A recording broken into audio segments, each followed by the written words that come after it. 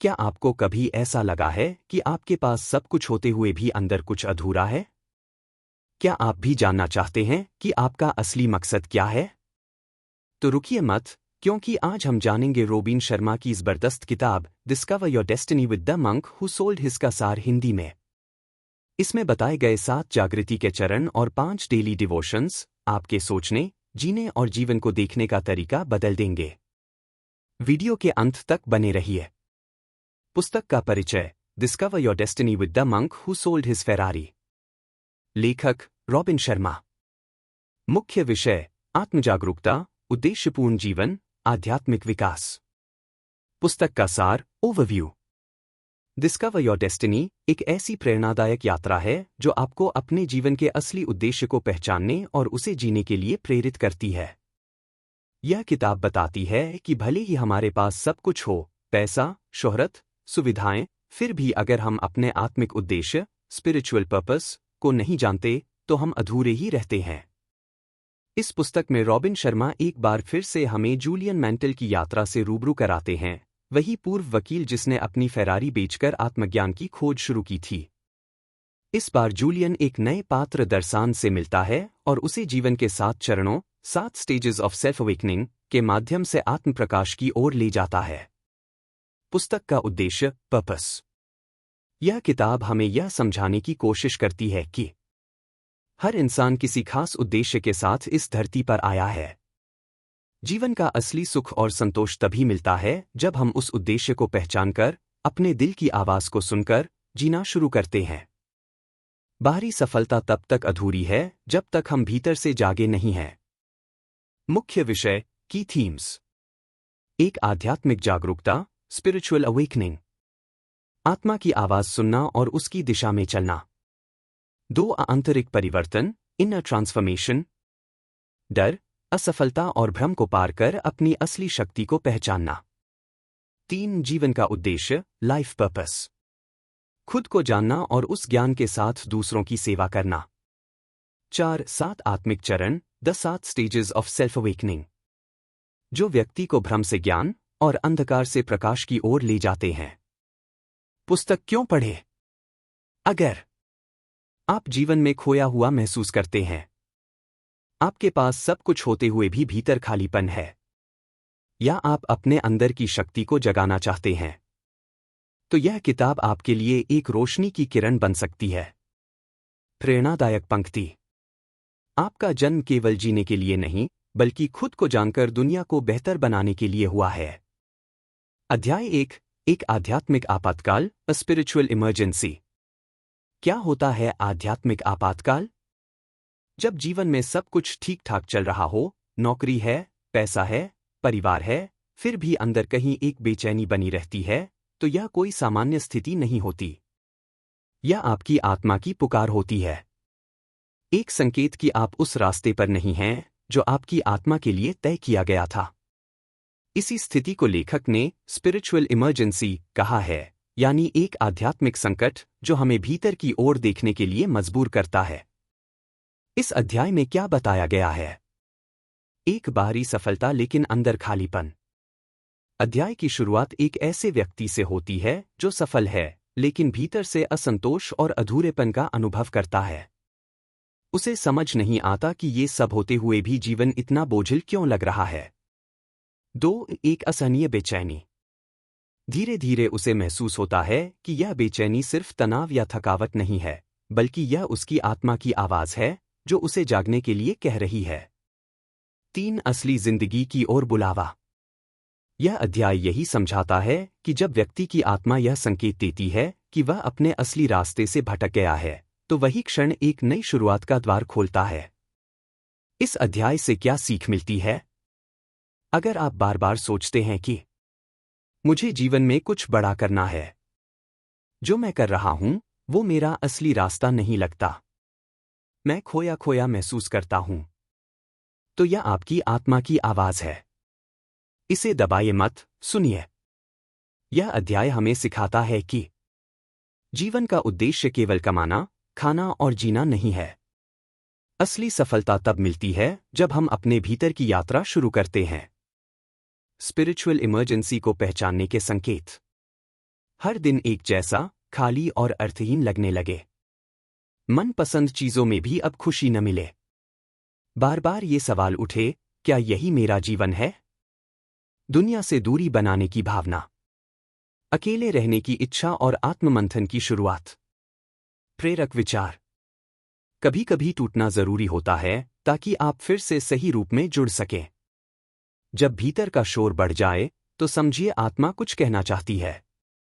निष्कर्ष। अध्याय एक दर्पण की तरह है जो हमें हमारी भीतर की स्थिति दिखाता है। यह एक नरम चेतावनी है कि हम केवल जीवन को जी न रहे हों, बल्कि उसे सार्थक रूप से जी रहे हों। यह अध्याय उस पहले कदम की बात करता है जो हमें आत्मखोज की गहराई में ले जाता है। अध्याय 2, साधक की मुलाकात गुरु से। The seeker meets a master. इस अध्याय में एक ऐसा मोड़ आता है जब मुख्य पात्र एक साधक, सीकर, जो भीतर से खालीपन, उलझन और जीवन के उद्देश्य की तलाश में भटक रहा है, अचानक एक बुद्धिमान गुरु, मास्टर, से मिलता है। यह मुलाकात कोई संयोग नहीं होती, बल्कि उसकी आत्मिक यात्रा का अगला चरण होती है। यह गुरु केवल बातें करने वाला कोई साधारण व्यक्ति नहीं है, बल्कि एक ऐसा मार्गदर्शक है जिसने स्वयं अपने जीवन में आत्मिक जागृति को अनुभव किया है। गुरु से पहली मुलाकात में क्या होता है? एक गुरु की उपस्थिति शांत लेकिन शक्तिशाली होती है। जैसे उसकी आंखों में शांति की गहराई हो और शब्दों में अनुभव की शक्ति। 2, साधक की उलझनों पर पहली बार कोई सार्थक उत्तर मिलता है। वह सवाल करता है, जीवन में मेरी भूमिका क्या है? मैं क्यों हमेशा खाली महसूस करता हूं? क्या कोई असली दिशा है? 3, गुरु सीधे उत्तर नहीं देता, बल्कि सवालों के पीछे की सोच को बदलता है। वह साधक को खुद के अंदर झांकने की प्रेरणा देता है। गहराई से विचार, स्पिरिचुअल मीनिंग। जब व्यक्ति सच्चे दिल से किसी उद्देश्य या मार्ग की तलाश करता है, तो जीवन उसे एक शिक्षक से मिला ही देता है। गुरु का काम केवल उत्तर देना नहीं होता, बल्कि हमें अपने भीतर उत्तर खोजने में मदद करना होता है। यह अध्याय इस बात पर जोर देता है कि प्रगति तब शुरू होती है जब हम स्वयं को मार्गदर्शन के लिए खोल देते हैं। जब हम सीखने के लिए तैयार होते हैं, तो सच्चा शिक्षक अपने आप सामने आता है। सीख और प्रेरणा। जीवन में जब आप तैयार होते हैं, तो गुरु प्रकट होता है। असली गुरु वो नहीं जो आपको अपनी तरफ खींचे, बल्कि जो आपको आपसे मिलवाए। आध्यात्मिक सफर में किसी अनुभवी की दिशा मिलना बहुत जरूरी होता है। सरल उदाहरण से समझें। जैसे एक गूंगा दीपक जलाना चाहता है लेकिन उसके पास माचिस नहीं है, वह एक अनुभवी से आग लेता है और खुद को रोशन करता है। उसी तरह साधक भी गुरु की मदद से आंतरिक प्रकाश प्राप्त करता है। प्रेरणादायक पंक्ति। जब आत्मा सच्चाई को खोजने के लिए रोती है, तो ब्रह्मांड उसे उत्तर देने वाले को भेज देता है। निष्कर्ष। यह अध्याय हमें सिखाता है कि सिर्फ प्रश्न होना पर्याप्त नहीं है, उन प्रश्नों को सही दिशा में ले जाना जरूरी है। गुरु वही करता है, वो आपकी यात्रा को गहराई देता है, मार्गदर्शन देता है और खुद से मिलवाता है। अध्याय 3, साधक को अपने बुलावे की शक्ति और नियति के छिपे अर्थ का बोध होता है। The seeker learns the power of calling and about the hidden meaning of destiny. इस अध्याय में साधक, सीकर, को पहली बार यह एहसास होता है कि जीवन में केवल सांस लेना ही काफी नहीं है, बल्कि हर इंसान किसी विशेष उद्देश्य, कॉलिंग, के लिए इस दुनिया में आया है। लेकिन ज्यादातर लोग उस बुलावे को पहचान नहीं पाते। गुरु साधक को सिखाता है कि अगर तुम अपनी असली दिशा, ट्रू पाथ, को समझ जाओ, तो जीवन में न केवल स्पष्टता आएगी, बल्कि अंदर से एक गहरा आत्मिक संतोष भी मिलेगा। मुख्य बातें इस अध्याय से। 1, बुलावा, कॉलिंग, क्या होता है? हर व्यक्ति की आत्मा के भीतर एक विशेष पुकार होती है, जो उसे किसी खास काम, रास्ते या सेवा की ओर खींचती है। यह एक अंदर से आती हुई प्रेरणा होती है, जो बताती है कि हमें जीवन में किस दिशा में जाना है। यह बुलावा हमेशा स्पष्ट नहीं होता, कभी यह बचपन के सपनों में होता है, कभी दिल की खामोश चाहतों में। 2, नियति, डेस्टिनी, का छुपा अर्थ। नियति कोई पहले से लिखी कहानी नहीं है, बल्कि यह हमारे चुनावों, इरादों और कर्मों से निर्मित होती है। गुरु समझाते हैं कि हर इंसान की आत्मा एक बीज की तरह होती है, जो सही पोषण मिलने पर एक शक्तिशाली वृक्ष बन सकती है। लेकिन ज्यादातर लोग अपनी आत्मा की उस क्षमता को पहचान ही नहीं पाते। गहराई से समझें बुलावे की शक्ति। जब कोई व्यक्ति अपने बुलावे के अनुसार जीवन जीना शुरू करता है तो उसमें एक अद्भुत ऊर्जा, स्पष्टता और आनंद प्रकट होता है। वो अब सिर्फ काम नहीं करता, वह साधना करता है। उदाहरण: कोई टीचर जो केवल नौकरी नहीं करता बल्कि बच्चों के जीवन को रोशनी देता है, वो अपने बुलावे पर है। गुरु का संदेश: अगर तुम अपनी आत्मा की दिशा को पहचान लो तो जीवन खुद ब खुद सरल हो जाएगा। और यदि तुम उस पुकार को नजरअंदाज करते हो तो दुनिया की कोई चीज तुम्हें स्थायी संतोष नहीं दे सकती। इस अध्याय से मिली सीख: हर इंसान के जीवन का एक गहरा उद्देश्य होता है, उसे ढूंढना और जीना ही असली यात्रा है। अपनी आत्मा की आवाज को सुनना और उस पर चलना ही हमारी सच्ची नियति को जन्म देता है। नियति कोई मजबूरी नहीं बल्कि एक संभावना है जिसे हम स्वयं साकार करते हैं। प्रेरणादायक पंक्तियां: अपने अंदर झांको, वहां तुम्हारी दिशा पहले से मौजूद है। नियति कोई जंजीर नहीं बल्कि उड़ान की शुरुआत है। निष्कर्ष: अध्याय 3 हमें भीतर से झकझोरता है। यह हमें याद दिलाता है कि हम किसी संयोग से पैदा नहीं हुए हैं, बल्कि हमारी आत्मा ने हमें एक मकसद के लिए चुना है। इस अध्याय के बाद साधक की यात्रा और भी जागरूक हो जाती है। अब वह खुद से बड़ा कुछ बनना चाहता है। अध्याय 4: साधक को आत्मवंचना के अपराध और खुद को आजाद करने का मार्ग पता चलता है। The seeker learns of the crime of self betrayal and how to unchain himself. इस अध्याय में गुरु साधक को सिखाते हैं कि अपने सच्चे स्वभाव, अपने सपनों और आत्मा की पुकार को नजरअंदाज करना किसी और को नहीं, खुद को धोखा देना, सेल्फ बिट्रेयल होता है। यह अध्याय यह भी बताता है कि कैसे हम खुद के ही बनाए डर, सीमाओं और आदतों की जंजीरों में बंध जाते हैं और फिर जीवन अधूरा सा लगता है। गुरु बताते हैं कि आजादी बाहर नहीं, भीतर से मिलती है। आत्मवंचना क्या है? What is self betrayal? जब आप जानते हैं कि आपको क्या करना चाहिए लेकिन फिर भी नहीं करते, अपने डर को अपने फैसलों पर हावी होने देते हैं, समाज के डर से अपने सपनों को दबा देते हैं, खुद को छोटा महसूस करवाने वाली चीजों में उलझ जाते हैं, तो आप अपनी आत्मा से विश्वासघात कर रहे होते हैं। यह अध्याय यही दिखाता है कि अपना सच्चा रूप छोड़कर जीना सबसे बड़ा अपराध है। खुद के प्रति जंजीरों से मुक्ति कैसे पाएं? गुरु साधक को आत्मनिरीक्षण के लिए कहते हैं, तुम्हारे भीतर जो शक्ति है वो किसी जेल की सलाखों के पीछे नहीं बल्कि तुम्हारे डर, बहानों और कमजोरियों के पीछे छिपी है। मुक्ति के 3 मूल मंत्र: 1. असच को स्वीकार करना, अपनी असली स्थिति, भावनाएं और इच्छाएं पहचानना। 2. डर का सामना करना, डर को पीछे हटने की वजह नहीं, आगे बढ़ने की प्रेरणा बनाना। 3. छोटे कदम लेना शुरू करना, परफेक्ट होने का इंतजार मत करो, बस शुरू करो। गहराई से विचार: ज्यादातर लोग बाहर की जेल से नहीं, भीतर की जंजीरों से जकड़े होते हैं। यह अध्याय हमें आईना दिखाता है कि कई बार हम अपने कंफर्ट जोन में रहकर खुद को धोखा दे रहे होते हैं। और जब हम अपने असली स्वरूप को दबाते हैं तो हमारा आत्मसम्मान भी धीरे धीरे टूटने लगता है। सीख इस अध्याय से: खुद से ईमानदार रहना ही असली साहस है। आप जो हो सकते हो, अगर उससे कम बनकर जी रहे हो तो वह आत्मवंचना है। हर डर के पीछे संभावना छिपी होती है। प्रेरणादायक पंक्तियां: जो इंसान खुद से झूठ बोलता है वो किसी और से सच बोल ही नहीं सकता। अपने भीतर की आवाज को दबाना आत्मा की हत्या जैसा होता है।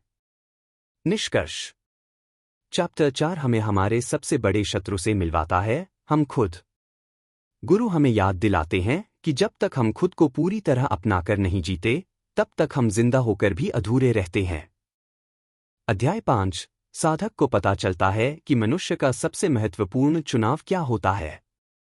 The Sikar discovers the single most important choice a human being can make. इस अध्याय में गुरु साधक को एक बहुत ही गहरे सत्य से अवगत कराते हैं कि जीवन में इंसान के पास हजारों विकल्प होते हैं, लेकिन एक ऐसा चुनाव है जो बाकी सभी को प्रभावित करता है।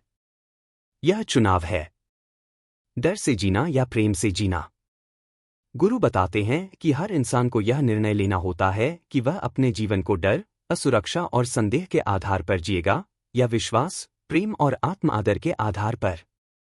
मुख्य विचार: डर या प्रेम, किसे चुनते हो? डर के आधार पर जीवन। निर्णय लेने में झिझक, असफलता का डर, लोगों की राय से प्रभावित होना, अपनी पूरी क्षमता को कभी न जी पाना। प्रेम के आधार पर जीवन, खुद पर विश्वास, साहसी निर्णय, आत्मा की पुकार को सुनना, दूसरों की भलाई में भी संतोष महसूस करना। गुरु कहते हैं, जब तुम प्रेम को चुनते हो तो तुम अपने असली रूप को चुनते हो। डर केवल तुम्हें रोकता है, प्रेम तुम्हें उड़ान देता है। गहराई से समझें।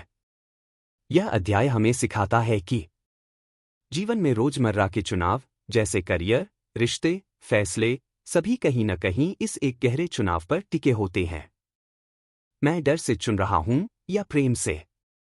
अगर हम ईमानदारी से देखें तो पाएंगे कि हमारे कई निर्णय केवल सुरक्षा या समाज के डर से लिए गए हैं। गुरु की शिक्षा। गुरु साधक से कहते हैं कि तुम्हारा असली रूप तभी निखरता है जब तुम अपने फैसलों की जड़ में प्रेम रखते हो, अपने प्रति, दूसरों के प्रति और जीवन के प्रति। यह प्रेम आत्मा से आता है, अहंकार से नहीं। सीख इस अध्याय से। सबसे बड़ा चुनाव यही है, डर या प्रेम। डर सीमित करता है, प्रेम विस्तार देता है। प्रेम के रास्ते पर चलने वाला इंसान ही सच्ची आजादी अनुभव करता है। प्रेरणादायक पंक्तियां। प्रेम से लिया गया हर निर्णय तुम्हें खुद के करीब लाता है। डर केवल एक भ्रम है, प्रेम ही सत्य है। निष्कर्ष। चैप्टर 5 साधक की चेतना को एक नया मोड़ देता है। अब वह जान चुका है कि यदि उसे अपनी नियति तक पहुंचना है तो उसे हर मोड़ पर प्रेम को चुनना होगा, न कि डर को। यही वो चुनाव है जो उसकी पूरी यात्रा को दिशा देगा। अध्याय 6 साधक आश्चर्य और संभावनाओं की दुनिया में प्रवेश करता है। The seeker walks into wonder and possibility. इस अध्याय में साधक अपनी भीतरी यात्रा में एक नए पड़ाव पर पहुंचता है। अब वह डर, संदेह और आत्मसंशय से थोड़ा ऊपर उठ चुका है। गुरु उसे एक ऐसा द्वार दिखाते हैं जिसके उस पार है असीम संभावनाएं, इन्फिनिट पॉसिबिलिटीज और आश्चर्य से भरी दुनिया, वर्ल्ड ऑफ वंडर। यह अध्याय हमें बताता है कि जब इंसान अपने अंदर छिपी शक्ति को स्वीकार करता है तब उसके लिए जीवन एक जादुई अनुभव बन जाता है। गुरु की बात, तुम जितना सोचते हो तुम उससे कहीं ज्यादा हो। गुरु साधक को याद दिलाते हैं कि हर इंसान के भीतर एक ऐसी रोशनी है जो अंधेरे को भी रोशन कर सकती है। लेकिन उस रोशनी को देखने के लिए जरूरी है कि हम संकीर्ण सोच और सीमित विश्वासों को छोड़ें। मुख्य विचार। एक जीवन है एक चमत्कार। अगर हम आंखें खोलें तो हर क्षण में कुछ नया, कुछ सुंदर देखने को मिलता है। प्रकृति, लोग, रिश्ते, सब में कुछ जादू है, बस हमें देखने की दृष्टि चाहिए। दो संभावनाएं वहां शुरू होती हैं जहां भय खत्म होता है। जैसे ही साधक डर और असमर्थता की जंजीरों से बाहर निकलता है, वह देखता है कि विकास, आत्मविकास और आत्मप्रकाश की अनगिनत राहें खुली हुई हैं। 3 जादुई जीवन की चाबी है, विश्वास और जिज्ञासा। अगर हम खुद पर और ब्रह्मांड पर विश्वास रखें तो रास्ते खुद खुलते हैं। सवाल पूछते रहना, और क्या संभव है? यही सोच हमें आगे ले जाती है। साधक की अनुभूति। इस चरण में साधक अनुभव करता है कि जीवन कोई बोझ नहीं बल्कि एक उपहार है। अब वह केवल जी नहीं रहा बल्कि हर क्षण को पूरी तरह महसूस कर रहा है, जैसे कोई बच्चा पहली बार बारिश को छू रहा हो। सीख इस अध्याय से। जब हम खुद पर भरोसा करना शुरू करते हैं तभी हम चमत्कार देखना शुरू करते हैं। आश्चर्य की दुनिया हमारे बाहर नहीं, हमारे नजरिए में छुपी होती है। हर दिन, हर परिस्थिति में कुछ नया सीखने और बढ़ने की संभावना होती है। प्रेरणादायक पंक्तियां। यदि तुम खुले दिल से चलो तो पूरी सृष्टि तुम्हारे लिए दरवाजे खोल देती है। संभव वही है जो तुम मानो, असंभव केवल मन की एक दीवार है। निष्कर्ष। चैप्टर 6 साधक के जीवन में प्रकाश और नई ऊर्जा लाता है। अब वह जान चुका है कि जीवन में केवल संघर्ष नहीं, आश्चर्य, आनंद और अपार संभावनाएं भी हैं। गुरु के मार्गदर्शन में वह अब केवल रास्ता नहीं देख रहा, बल्कि हर कदम पर जादू महसूस कर रहा है। अध्याय 7। साधक को दिव्य गुरुओं से अंतिम शिक्षाएं प्राप्त होती हैं। The seeker receives instruction from masters. यह अध्याय साधक की आध्यात्मिक यात्रा का परम मोड़ है। अब वह केवल एक खोजकर्ता नहीं रहा, बल्कि एक जागृत आत्मा बन चुका है। गुरु उसे विभिन्न उच्च चेतना वाले मार्गदर्शकों, मास्टर्स, से मिलवाते हैं, जो उसे अंतिम और गहन जीवन सिद्धांत सिखाते हैं। साधक की स्थिति। अब तक की यात्रा में उसने सीखा डर से बाहर निकलना, खुद से सच्चा होना, प्रेम को चुनना, आश्चर्य और संभावनाओं की दृष्टि रखना। अब वक्त है उस ज्ञान को कार्य रूप में बदलने का। गुरुओं की शिक्षाएं। एक जागृति का अर्थ है सेवा। गुरु बताते हैं कि आत्मज्ञान केवल स्वयं के लिए नहीं, बल्कि दूसरों के उत्थान के लिए होता है। अगर तुम रोशनी बन चुके हो, तो दूसरों के अंधेरे को भी रोशन करो। 2 जीवन एक मिशन है, भ्रम नहीं। हर इंसान के भीतर एक उद्देश्य, पर्पस, होता है। सच्चा सुख तब आता है जब हम उस उद्देश्य को पहचानकर कार्य करते हैं, चाहे वो सेवा हो, रचना हो, शिक्षा हो या प्रेम फैलाना।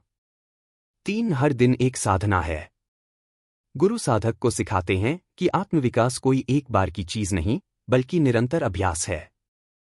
हर दिन खुद को थोड़ा बेहतर बनाना ही असली साधना है। साधक का नया मार्ग।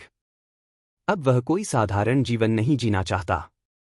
वह तैयार है अपने ज्ञान को दूसरों से साझा करने के लिए, अपने जीवन को एक प्रेरणा बनाने के लिए, हर दिन को आभार और उद्देश्य से जीने के लिए। इस अध्याय से मुख्य सीखें। सच्चा ज्ञान वही है जो कर्म में उतरता है। आत्मज्ञान का अर्थ है खुद को जानना और फिर दुनिया को देना। जीवन का हर क्षण एक अवसर है देने, सीखने और बढ़ने का। प्रेरणादायक पंक्तियां। ज्ञान तब तक अधूरा है जब तक वह सेवा में न बदले।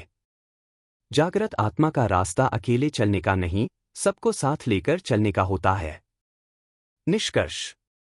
चैप्टर 7 साधक की यात्रा को पूर्णता की ओर ले जाता है। वह अब जानता है कि असली सफलता, शांति और आनंद भीतर से आते हैं, और वह आनंद बांटने से और गहराता है। अब वह न केवल एक साधक है, बल्कि एक मार्गदर्शक भी बनने को तैयार है। अध्याय 8। शिष्य अपने भीतर परिवर्तन की शुरुआत करता है और स्वयं को फिर से रचता है। The student begins to transform and recreate himself. अब तक शिष्य, जो पहले साधक था, ज्ञान प्राप्त कर चुका है। उसने भीतर झांका, डर और भ्रम से निकला, प्रेम और संभावना को अपनाया और गुरुओं से जीवन के महान सिद्धांतों को सीखा। अब समय है इन सीखों को अपने जीवन में उतारने का, स्वयं को फिर से नया रूप देने का। मुख्य विषय, आत्मपरिवर्तन की शुरुआत। एक ज्ञान को अनुभव में बदलना। अब शिष्य जानता है कि केवल विचार बदलने से कुछ नहीं होगा। उसे हर दिन, हर कर्म में उस नई चेतना को उतारना है। सच्चा परिवर्तन बाहर नहीं, अंदर से शुरू होता है। 2 पुराने रूप को तोड़कर नया गढ़ना। गुरु बताते हैं कि शिष्य को अपनी पुरानी आदतों, सीमाओं और भ्रमों को छोड़कर एक नई पहचान बनानी होगी। एक ऐसा व्यक्ति जो अपने मूल्य, उद्देश्य और आत्मा से जुड़ा हो। 3 रोज अभ्यास और अनुशासन। परिवर्तन कोई एक दिन की प्रक्रिया नहीं। हर दिन छोटे कदमों से ध्यान, आत्मचिंतन, सही कर्म, सेवा, वह खुद को नया आकार देता है। आंतरिक रूपांतरण की झलकियां। अब वह दूसरों की राय से कम, अपने अंतरात्मा की आवाज से ज्यादा प्रभावित होता है। हर चुनौती को वह अब एक अवसर की तरह देखता है। वह अपनी सोच को रचनात्मक, सकारात्मक और उदार बना रहा है। उसका जीवन अब केवल अपने लिए नहीं, बल्कि दूसरों के लिए भी एक प्रेरणा बन रहा है। इस अध्याय से प्रमुख सीखें। आत्मविकास एक यात्रा है, मंजिल नहीं। खुद को फिर से गढ़ने के लिए पहले पुराना खुद को छोड़ना पड़ता है। अनुशासन, निरंतर अभ्यास और आंतरिक ईमानदारी, यही सच्चे रूपांतरण की कुंजी है। प्रेरणादायक पंक्तियां। जब तुम भीतर से बदलते हो, तो तुम्हारी पूरी दुनिया बदल जाती है। स्वयं को फिर से बनाना सबसे महान रचना है, जो कोई भी कर सकता है। निष्कर्ष। इस अध्याय में शिष्य शिक्षा से क्रिया की ओर, ज्ञान से जीवन की ओर और संघर्ष से निर्माण की ओर बढ़ता है। अब वह अपने जीवन का शिल्पकार बन चुका है। हर दिन अपने विचार, भावनाओं और कर्मों से एक नया, बेहतर स्वरूप गढ़ रहा है। अध्याय 9, साधक की परीक्षा होती है। The Sikar is tested. अब जब साधक ने ज्ञान, मार्गदर्शन और आत्मपरिवर्तन की लंबी यात्रा पूरी कर ली है, तो जीवन उसे परीक्षा, टेस्ट के रूप में चुनौती देता है। यह परीक्षा केवल बाहरी नहीं, बल्कि भीतर की कसौटी है। क्या वह वास्तव में बदल चुका है? क्या वह कठिन परिस्थितियों में भी अपने नए सिद्धांतों पर टिक सकता है? परीक्षा का उद्देश्य। गुरु समझाते हैं कि हर साधक को एक न एक दिन वास्तविक जीवन में अपने आत्मज्ञान को सिद्ध करना होता है। ज्ञान तब तक अधूरा है जब तक वह चुनौती में स्थिर न रहे। परीक्षा के प्रकार। एक आंतरिक परीक्षा। पुराने डर, अहंकार, आत्मसंदेह दोबारा लौटते हैं। साधक को अपनी आंतरिक शक्ति और स्पष्टता से उन्हें सामना करना होता है। 2 बाहरी परीक्षा। लोग उसे परखते हैं, दुनिया उसे नकारती है। कोई उसका विश्वास तोड़ता है, कोई उसकी सीमाओं को छूता है। वह खुद से पूछता है, क्या मैं सही दिशा में हूं? साधक की प्रतिक्रिया। पहले वह थोड़ी देर डगमगाता है। शंकाएं घेरती हैं, लेकिन अब वह नया साधक है। उसने आत्मा की आवाज सुननी सीख ली है।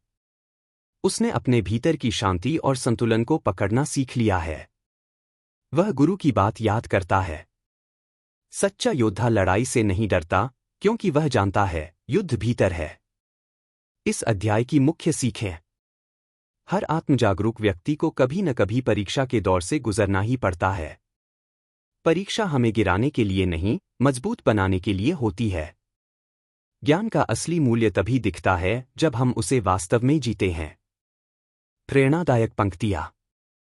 परीक्षा वह आईना है जिसमें तुम्हारा असली रूप दिखता है।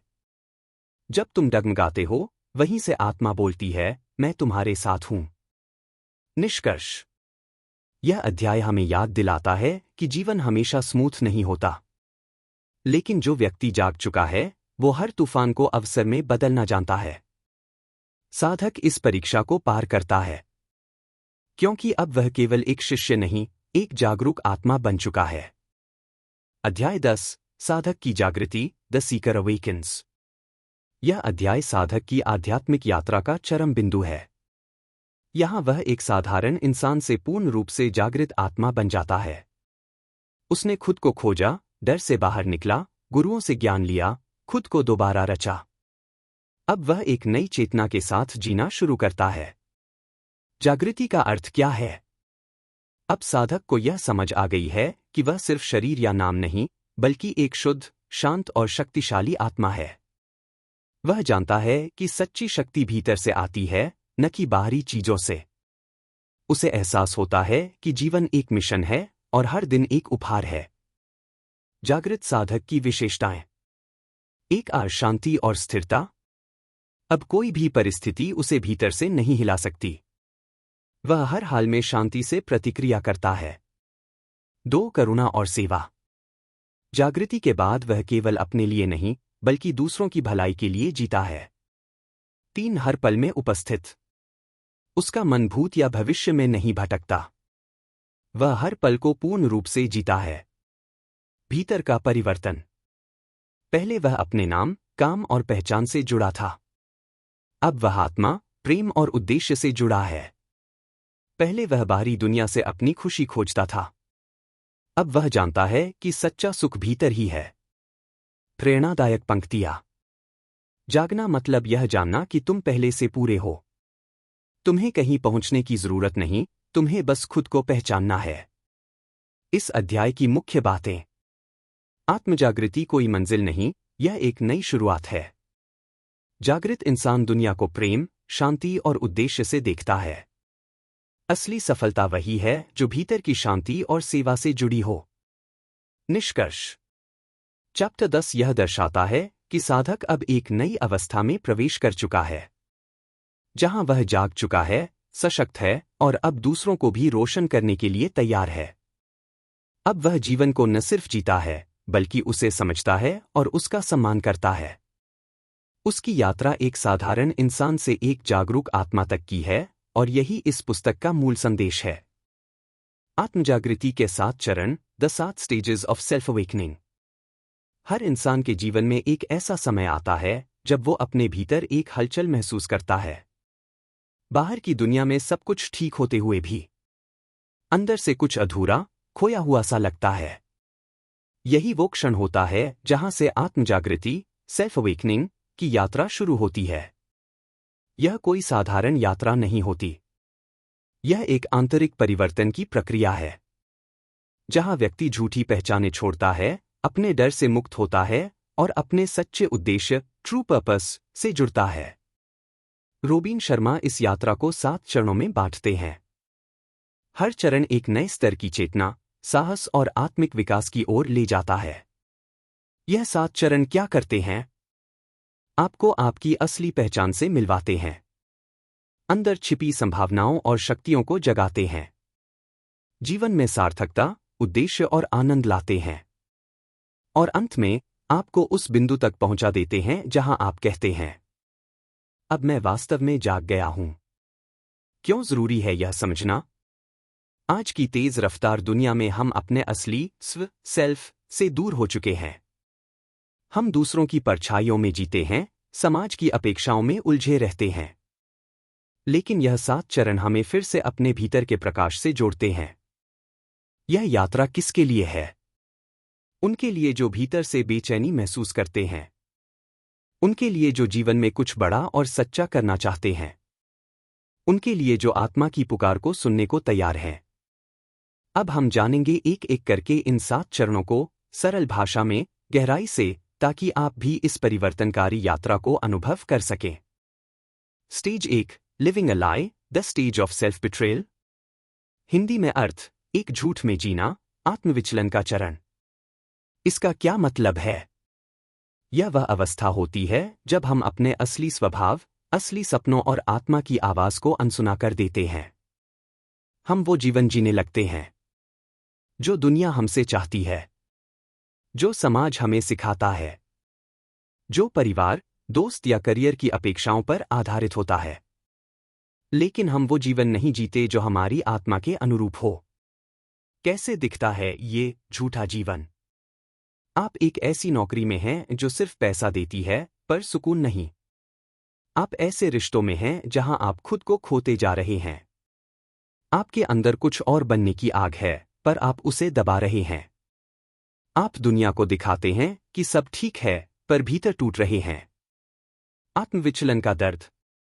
जब हम खुद से झूठ बोलते हैं कि यही ठीक है, अब उम्र निकल गई है, सब ऐसे ही करते हैं, मुझे और क्या चाहिए, तो असल में हम अपने सच्चे स्व से धोखा कर रहे होते हैं। यह चरण खतरनाक क्यों है? क्योंकि यह सही लगने वाला जीवन धीरे धीरे आपको अंदर से खोखला कर देता है। यहां से शुरू होता है आत्मा की पुकार को दबाने का सिलसिला, और इसी वजह से हम बार बार अशांति, चिंता और खालीपन महसूस करते हैं। पर एक उम्मीद है। जब आप महसूस करते हैं कि आप झूठ में जी रहे हैं, वहीं से शुरू होती है सच की तलाश। इस स्टेज का उद्देश्य आपको यह एहसास कराना कि अब समय आ गया है खुद से सच्चा होने का, और उस रास्ते पर चलने का जो आपके भीतर से आता है, बाहर से नहीं। Stage 2, the choice point, the stage of releasing control and breaking your chains. निर्णय का मोड़, नियंत्रण छोड़ने और बंधनों को तोड़ने का चरण। यह चरण कब आता है? जब आपको यह एहसास हो जाता है कि अब और नहीं, मुझे बदलाव चाहिए। आपने महसूस कर लिया कि अब तक का जीवन झूठ पर आधारित था, दूसरों की अपेक्षाओं, समाज की मान्यताओं या डर पर। अब आत्मा आपको एक नया रास्ता चुनने के लिए आमंत्रित कर रही है। इस स्टेज की मुख्य चुनौतियां क्या होती हैं? एक, पुराने विश्वासों को छोड़ना। मैं ये नहीं कर सकता, अगर असफल हुआ तो लोग क्या कहेंगे? 2 नियंत्रण की भावना को छोड़ना। हर चीज को अपनी पकड़ में रखने की कोशिश करना। भविष्य की चिंता में वर्तमान को खो देना। डर के कारण निर्णय न ले पाना। 3 अपने बंधनों को पहचानना। कौन सी सोच आपको रोक रही है? कौन से रिश्ते या आदतें आपकी आत्मा को कमजोर कर रही हैं? अब क्या करना होता है? यही वह समय होता है जब आपको हाँ कहना होता है अपनी आत्मा की पुकार को। आपके सामने 2 रास्ते होते हैं। एक पुराना रास्ता जिसमें आप सुरक्षित महसूस करते हैं पर भीतर से टूटे होते हैं। 2 नया रास्ता जिसमें डर भी है पर उम्मीद और आत्मा की आजादी भी है। इस स्टेज की असली ताकत। Let go and grow. जब आप अपनी पुरानी पहचान को छोड़ने का साहस करते हैं तभी आप नई ऊर्जा, स्पष्टता और उद्देश्य की ओर बढ़ सकते हैं। कैसे तोड़े अपनी बेड़ियां? स्वीकार करें कि आपको हर चीज पर नियंत्रण नहीं चाहिए। दूसरों की सोच को अपने फैसलों से अलग करें। छोटे छोटे डर को पहचानें और उन्हें चुनौती दें। खुद से पूछें, मैं किस चीज से डर रहा हूं? निष्कर्ष। यह चरण आपको आत्मगुलामी से आत्मस्वतंत्रता की ओर ले जाता है। जब आप कंट्रोल छोड़ते हैं तब यूनिवर्स आपका गाइडेंस बन जाता है। Stage 3, awareness of wonder and possibility, the stage of seeing with new eyes. संभावनाओं और आश्चर्यों के प्रति जागरूकता, नवीन दृष्टि से देखना। यह चरण कब आता है? जब आप पुराने बंधनों को तोड़ने का फैसला कर लेते हैं, स्टेज 2 से आगे बढ़कर, तो आपके भीतर एक नई ऊर्जा और उत्सुकता जन्म लेती है। अब आप वही पुरानी दुनिया को, उन्हीं लोगों को, उन्हीं परिस्थितियों को एक नई दृष्टि से देखने लगते हैं। नई आंखों से देखना क्या होता है?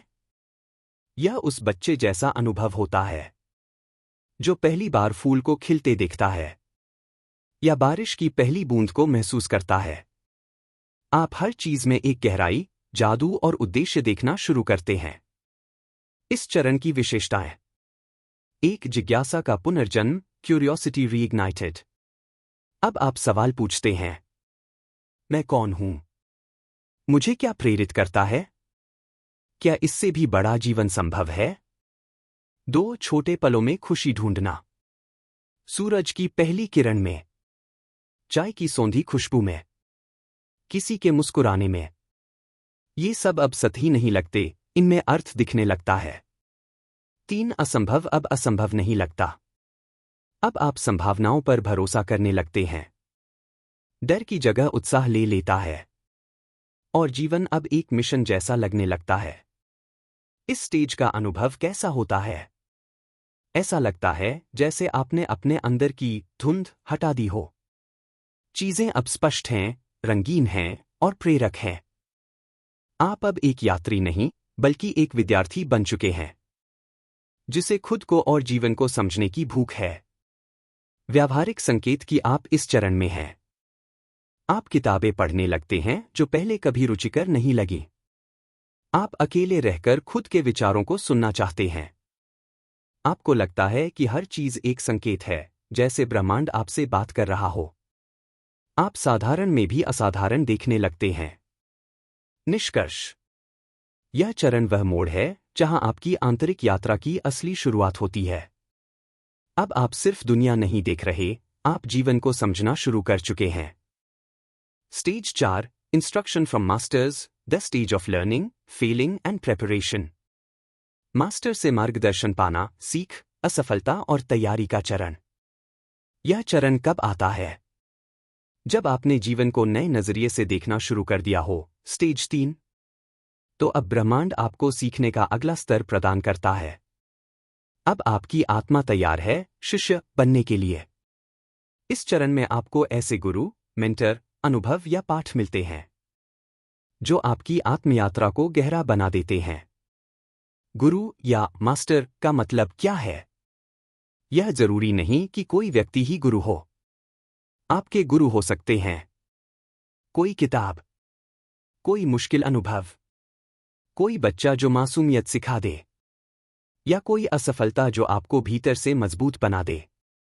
हर परिस्थिति अब आपकी अध्यापक बन जाती है। इस चरण की प्रमुख विशेषताएं। 1 सीखने की गहराई। आप अब केवल जानकारी नहीं चाहते, आप ज्ञान चाहते हैं। आप अपने भीतर उतरने लगते हैं। हर बात को सतही नहीं, बल्कि आध्यात्मिक रूप में समझने लगते हैं। 2 असफलता अब डरावनी नहीं लगती। गिरना अब आपको निराश नहीं करता, बल्कि आपको सिखाता है। आप समझते हैं कि हर विफलता एक नया मोड़ है, न कि अंत। 3 धैर्य और विनम्रता का विकास। अब आप जानते हैं कि सच्चा ज्ञान धीरे धीरे आता है। आप खुद को मास्टर नहीं समझते, बल्कि हमेशा शिष्य बने रहते हैं। इस चरण का संघर्ष क्या है? कभी कभी गुरु की शिक्षा कठिन होती है। आपसे चीजें छीनी जा सकती हैं। रिश्ते टूट सकते हैं। पहचान बदल सकती है। पर यह सब तैयारी है आपके अगले स्तर के लिए। जैसे सुनार सोने को आग में तपाता है, वैसे ही आत्मा को तैयार किया जाता है। इस स्टेज का उद्देश्य क्या है? आपकी आत्मा को मजबूत, स्पष्ट और केंद्रित बनाना। अब आपको अपनी सीमाओं को पहचान कर उन्हें पार करने की तैयारी करनी होती है। इस चरण में क्या करें? हर अनुभव से सीखने की नजर रखें। अपनी विफलताओं को अपनी सबसे बड़ी शिक्षा मानें। उन लोगों को खोजें जिनसे आप गहराई से कुछ सीख सकते हैं। ध्यान, जर्नलिंग, पढ़ाई, ये साधन रोज अपनाएं। अपने अंदर विनम्रता और धैर्य को मजबूत करें। निष्कर्ष। यह चरण आपके जीवन का आधार है। यहीं पर आप गहराई से अपने आप को समझते हैं, बदलते हैं और तैयार होते हैं। जैसे एक बीज अंधेरे मिट्टी में छिपा होता है और वहीं उसकी सबसे जरूरी जड़ें बनती हैं। Stage 5, transformation and rebirth, the stage of emptying and refilling. खाली होना और फिर से भरना, रूपांतरण और पुनर्जन्म का चरण। यह चरण कब आता है? जब आप सीख चुके होते हैं, गिर चुके होते हैं और भीतर से तैयार हो चुके होते हैं। स्टेज 4। तो जीवन आपको एक अंतिम परीक्षा में डालता है। यह एक गहरा, भावनात्मक और बहुत ही चुनौतीपूर्ण अनुभव होता है। इसे कई बार आत्मा की अंधेरी रात, dark night of the soul भी कहा जाता है। खाली होना क्या होता है? यह वह क्षण होता है जब आपको लगता है कि मैं कुछ भी नहीं जानता। मैं कौन हूं? अब तक जो था, वह सब कुछ टूट गया है। रिश्ते छूट सकते हैं। पहचानें बदल सकती हैं। बाहरी जीवन अस्तव्यस्त लग सकता है। और मन में शांति की जगह खालीपन आ सकता है। यह डरावना होता है, लेकिन यही असली जागरण की शुरुआत है। पुनर्जन्म क्या होता है? जब सब कुछ टूटता है, तो आपके भीतर जगह बनती है नई चीजों के लिए। अब आप नए विश्वास अपनाते हैं। नया नजरिया विकसित करते हैं। भीतर से निखरते हैं। और बाहरी जीवन में एक नई ऊर्जा और स्पष्टता के साथ लौटते हैं। जैसे तितली बनने से पहले कैटरपिलर खुद को खोल देता है, वैसे ही आत्मा इस चरण में पुराने खोल को छोड़ देती है। इस चरण की प्रमुख विशेषताएं। 1 पुराने सुख का अंत। जो व्यक्ति आप थे, वो अब नहीं रहे। अब आप गहराई से जानते हैं कि जीवन का मतलब केवल सफलता नहीं है, अर्थपूर्ण होना है। 2 आत्मा का शुद्धिकरण। डर, लालच, अहंकार, ये सब धीरे धीरे पिघलने लगते हैं। एक शांत, सरल और शक्तिशाली आप उभरता है। 3 शक्ति और स्पष्टता की वापसी। अब आपको पता है कि आप क्यों हैं, क्या करना है और कैसे करना है।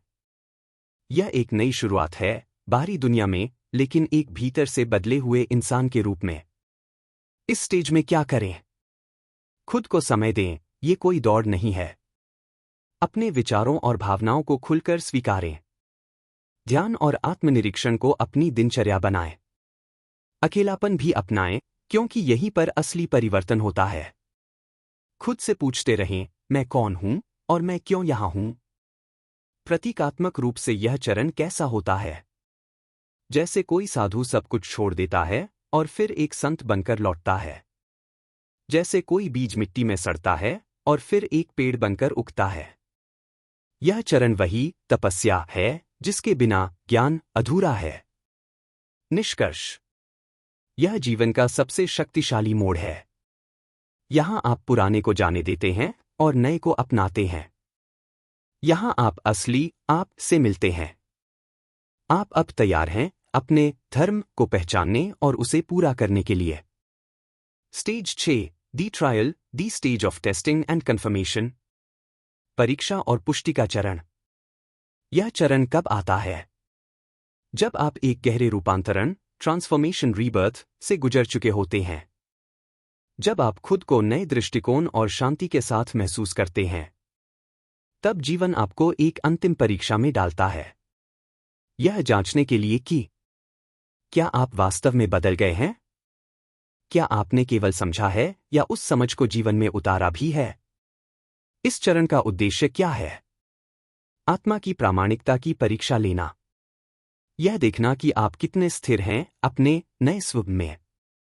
यह तय करना कि क्या आप वास्तव में तैयार हैं अपनी नियति को जीने के लिए।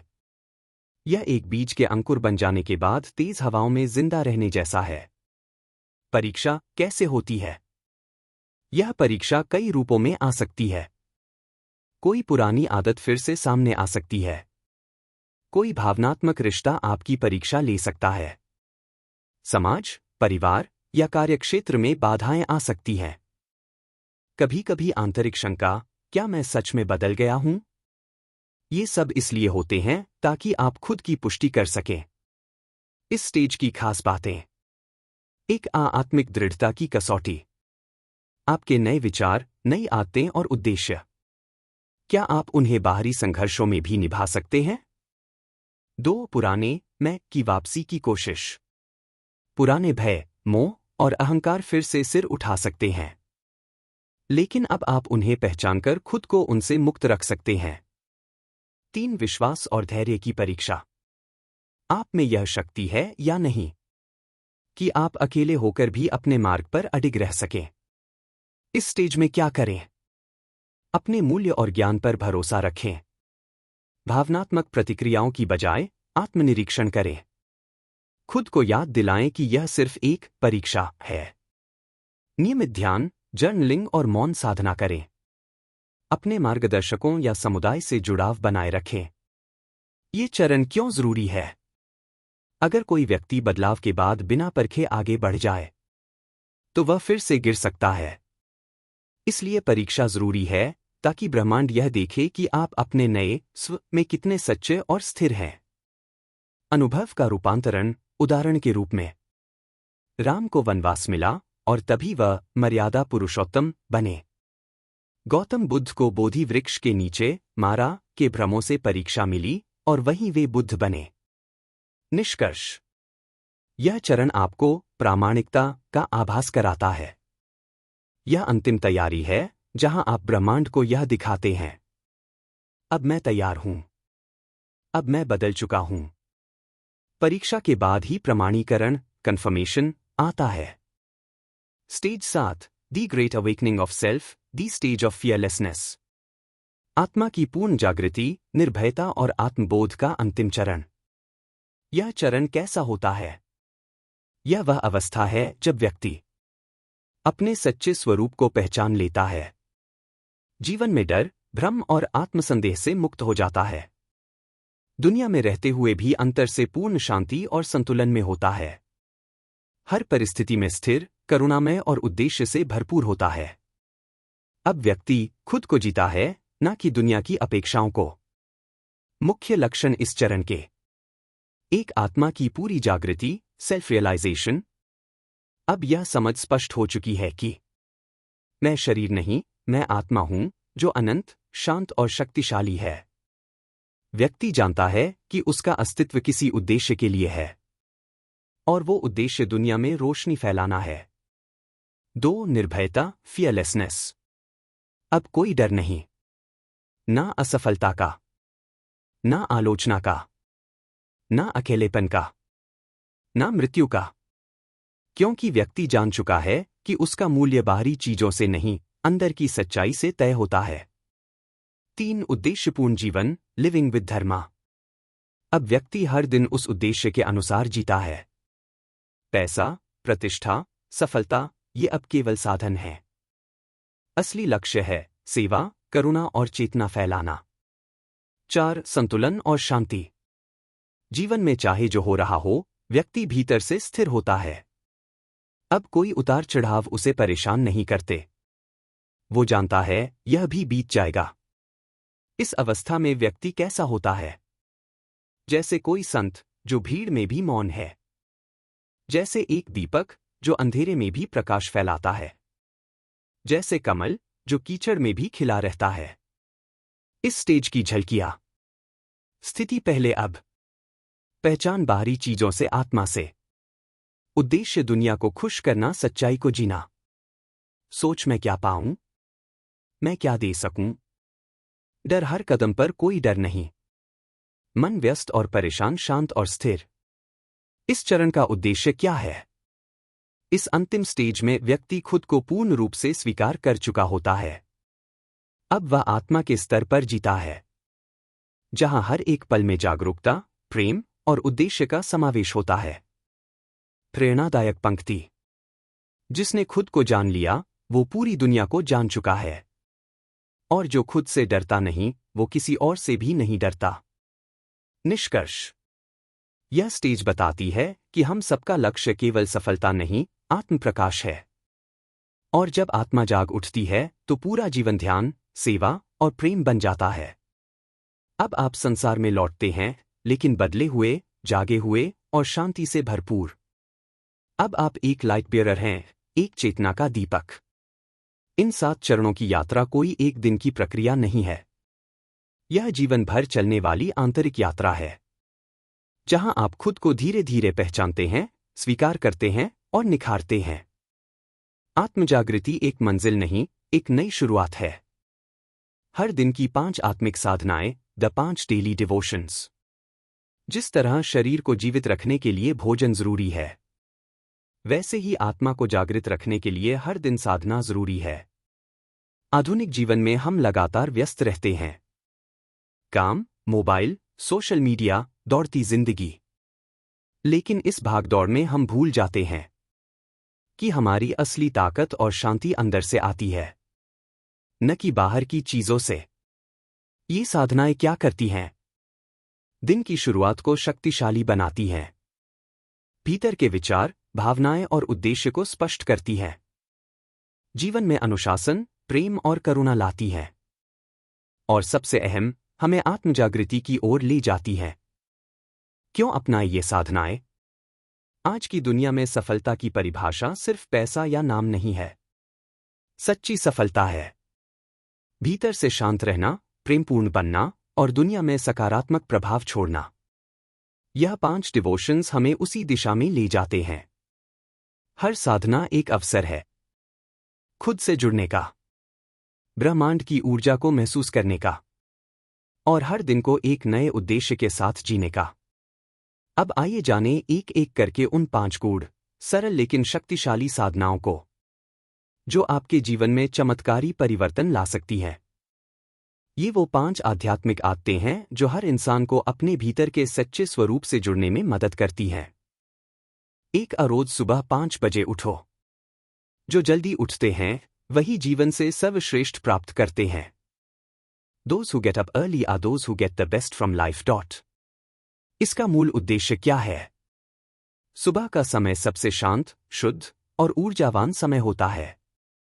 यह दिन की शुरुआत का धार्मिक, आध्यात्मिक और मानसिक रूप से शक्तिशाली पल होता है। जब पूरी दुनिया सो रही होती है, तब आपकी आत्मा ब्रह्मांड से सीधे जुड़ सकती है। सुबह जल्दी उठने के लाभ। 1. मन शांत और एकाग्र होता है। सुबह का पहला घंटा आपको पूरे दिन की दिशा देता है। यह समय ध्यान, चिंतन, अध्ययन के लिए सबसे अनुकूल होता है। 2. जीवन में अनुशासन आता है। रोजाना एक ही समय पर उठना आपके दिमाग को स्थिरता देता है। यह आत्मनियंत्रण और इच्छा शक्ति को मजबूत बनाता है। 3. सकारात्मक ऊर्जा से दिन शुरू होता है। सुबह जल्दी उठकर आप दिन की शुरुआत कृतज्ञता, प्रार्थना या आत्मचिंतन से कर सकते हैं। इससे पूरे दिन आप ऊर्जावान और फोकस में रहते हैं। 5 AM क्लब का मंत्र। यह विचार रोबिन शर्मा की दूसरी किताब द 5 AM क्लब में भी प्रमुखता से आता है। Own your morning, elevate your life. मतलब, अगर आप सुबह को जीत लें तो दिन और जीवन दोनों को जीत सकते हैं। सुबह 5 बजे उठकर आप क्या करें? Suggested routine. समय, कार्य, उद्देश्य। 5:20 व्यायाम या योग, शरीर को ऊर्जा देना। 5:20, 5:40 ध्यान, प्रार्थना, मन को स्थिर करना। 5:40, 6 जर्नलिंग बटा पढ़ना, आत्मा को पोषण देना। प्रेरणात्मक विचार। जो लोग सूर्योदय से पहले उठते हैं वो अपने भाग्य को खुद रचते हैं। निष्कर्ष। सुबह 5 बजे उठना सिर्फ एक आदत नहीं, एक आध्यात्मिक संकल्प है। यह आपके दिन, जीवन और आत्मा को नई दिशा देता है। यह पहला डेली डिवोशन आपके जीवन को भीतर से चमका सकता है। 2 दिन के पहले 60 मिनट को बनाएं अपनी पवित्र घड़ी। Set aside the first 60 minutes of your day as your holy our.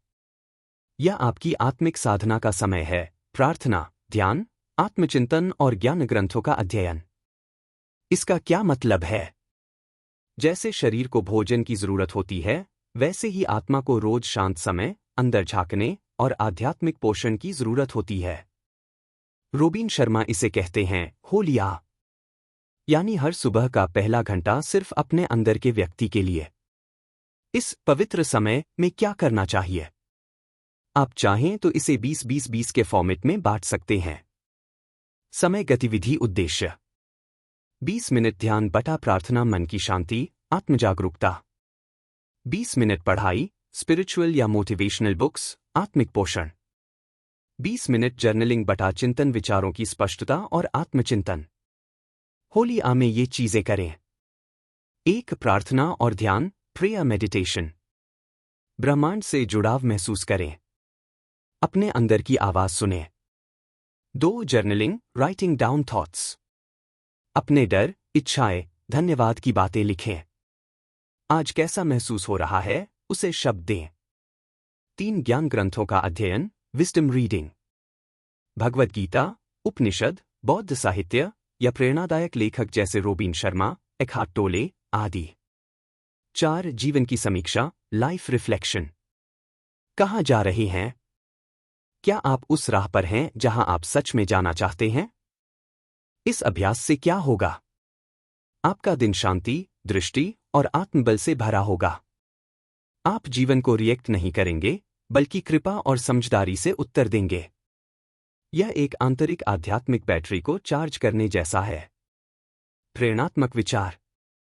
अगर आप रोज खुद से नहीं मिलते तो धीरे धीरे आप खुद को खो बैठते हैं।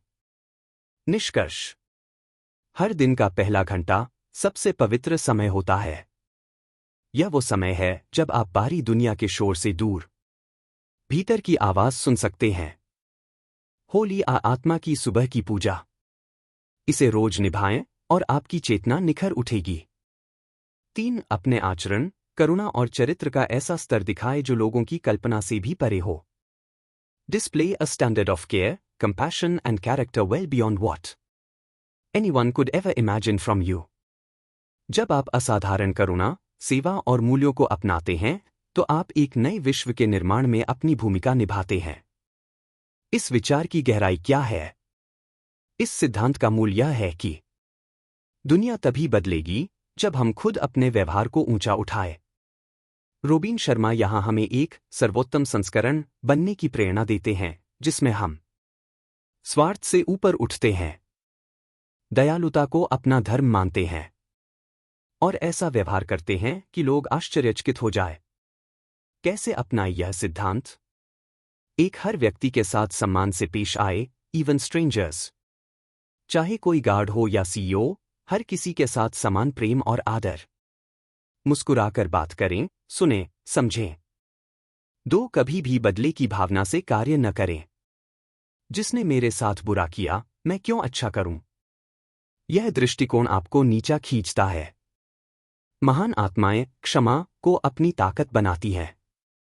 3. समाज की सेवा को रोजमर्रा का हिस्सा बनाएं।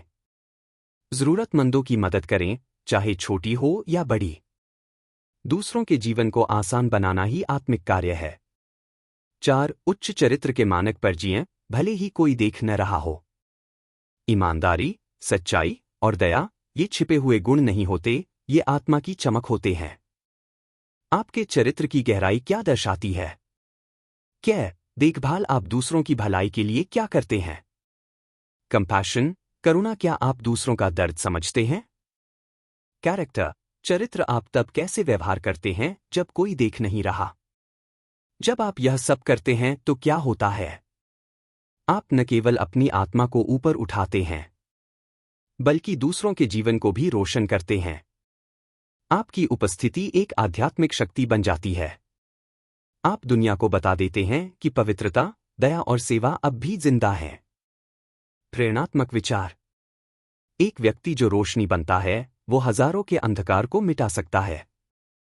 निष्कर्ष, यह डिवोशन सिर्फ एक सिद्धांत नहीं है, यह जीवन जीने की एक श्रेष्ठ शैली है, जहां आप प्रेम, सेवा और करुणा के माध्यम से एक नए युग की नींव रखते हैं।